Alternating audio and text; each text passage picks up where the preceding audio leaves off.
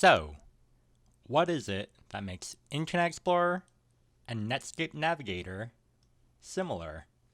You might think that, hey, maybe it's these little pictures or throbbers, as other people have called them before, in the corner here that shows that you're loading a page.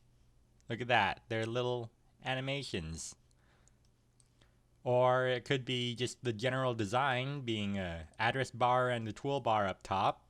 But there is more, and that more is called NCSA Mosaic. Both Netscape and Internet Explorer owe their existence to Mosaic, and in fact, with Internet Explorer, you can actually see right here, based on NCSA Mosaic. And with Netscape, while it isn't quite as obvious, Netscape Navigator was made by Netscape Communications Corporation, which originally was, okay, that does not work, which originally was called Mosaic Communications Corporation. And that in and of itself was a spin-off of the original NCSA Mosaic project. Neither Internet Explorer nor Netscape Navigator actually share any code with the original Mosaic, but it is very clear that these three browsers were all related at some point in time, with Netscape and Internet Explorer once again being based on Mosaic, the original.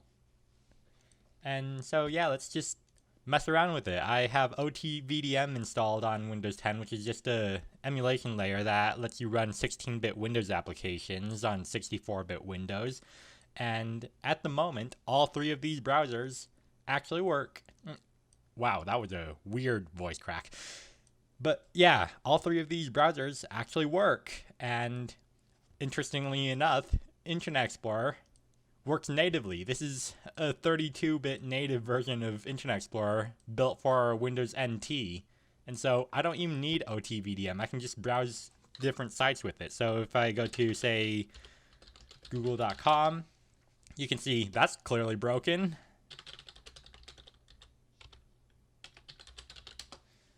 And that's also quite broken, though Netscape supports JavaScript, which Internet Explorer, at least this version of it, very much does not. Either way, they're equally broken.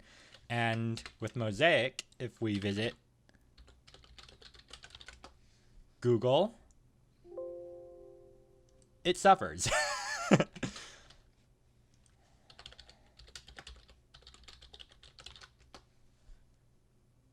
Wait for it. Wait for it. There we go. Now we have Google loaded, and it has no idea what to do with loading buttons or text bars, or text entry bars. Instead, it just kind of barfs up all the CSS code, as well as the different scripting stuff, and everything really, that is supposed to turn into this, but obviously did not. Like, let's see if I can actually hunt out where the buttons would be. Okay, so based on this, no, it wouldn't be that. Okay, so this error right here is Internet or Mosaic failing to load the Google logo, which means that everything under here, directly under, I mean, is what's supposed to be this, and I'm feeling lucky. And yeah, you can already see just right there that Internet Explorer does manage to start doing Google searches, but it's very broken as well. And similarly with Netscape, it also works, but is very much less broken. And actually, I think that might be due to the fact that, yeah, this is a much newer version of Netscape than Internet Explorer, because for some reason, very early versions of Netscape, versions 1.0 through like 2.0 from my testing, really don't like running on Windows 10 even through an emulation layer. So yeah, that's interesting. I also have an even older beta version of Mosaic here. Let me open that up. That happens to have a hot list already populated with various URLs. Now, one thing to note is that sites such as theoldnet.com that are meant to show off older websites that would work on older browsers, that actually crashes on Mosaic, funnily enough. So Mosaic is such an old browser that it even crashes when trying to load the websites that are meant to work specifically with this vintage of browsers. So yeah, you can see that's starting to load in some pages now, but in a moment it's gonna crash. Yep, there's the crash right there. And this is a crash that's caused in OTVDM by something about it trying to load in guestbook4.gif or GIF, whatever your preference is. And after that, it just completely locks up. You can try and go to other pages, but it will not load at all. So home.mcom.com is actually a kind of, so to say, restored version of what was originally the very first Netscape website. So let's actually go to that right now.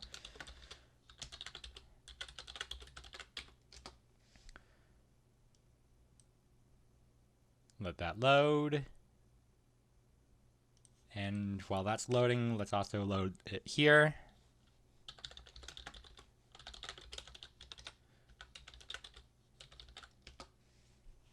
Oh, okay, I guess that crashes Internet Explorer instantly.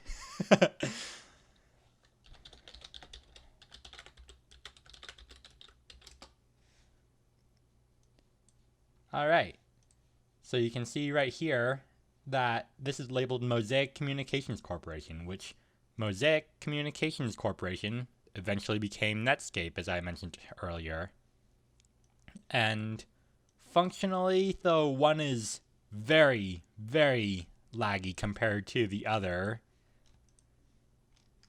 they are roughly equivalent. Like, Netscape is able to load the CSS table that, or CSS styles that do all this fancy stuff, and MCOM kind of doesn't, but you can still see that functionally they're quite similar. Let's see. Oh yeah, and Netscape has bookmarks, while in the original Mosaic, they're called hot lists. So let me just go back and open Internet Explorer again. Just hold on for a moment. Actually, wait. Before I do that, though, I should bring up Mosaic 0.6b again, because for some reason I forgot to transfer over some pages from the hot list. And yeah, the hot list on this does not read the 0.6b file. So let's see. So IT Corp is another page that does work on ridiculously old browsers.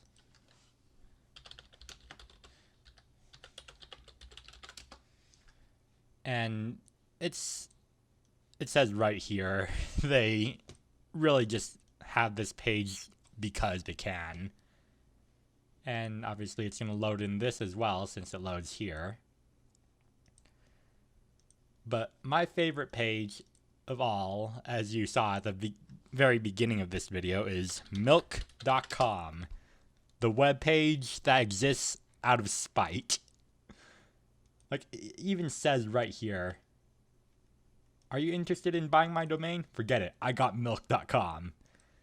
So yeah, if you want to visit some slices of internet history, milk.com is a very good place to start. And I always forget that NCSA Mosaic does not like websites without the HTTP at the very beginning. So yeah, here's milk.com once again. It loads reasonably fast. There is a major speed difference between the beta and the full release of NCSA Mosaic. This is version 1.0 right here from 1993, and this is version 0.6 beta, also from 1993. So in less than a year, they made the browser much faster. And then, of course, a lot of the Mosaic team ended up leaving NCSA after a while and joined up to form Mosaic Communications Corporation, which later became Netscape Communications Corporation. And with that transfer of people, they also kind of transferred ideas and technology. And so, once again, Netscape was born. And meanwhile, everything else about Netscape, or Mosaic, ended up evolving through licensing agreements and stuff into what would become Internet Explorer, which, let me just load up milk.com once again. You can see here that both Netscape and Internet Explorer are able to read the CSS, and so they're able to apply styles to the pages. And considering how this is Internet Explorer 1.5, I don't think that this is quite at the point yet where Internet Explorer started just breaking as many web standards as possible on purpose. Like, with the version 1.5, it is still very much similar to the version of Mosaic that was licensed from Spyglass, which in turn was built based on stuff from NCSA. So, yeah, that aside, that is more or less it for this video. I didn't really have much else to say other than, hey, Internet Explorer and Netscape both have a common ancestor in NCSA Mosaic. Until next time, I'm just going to close these. Be sure to subscribe if you like this sort of weird content, because I do random software and hardware stuff from time to time. And until next time, I'm out. See ya.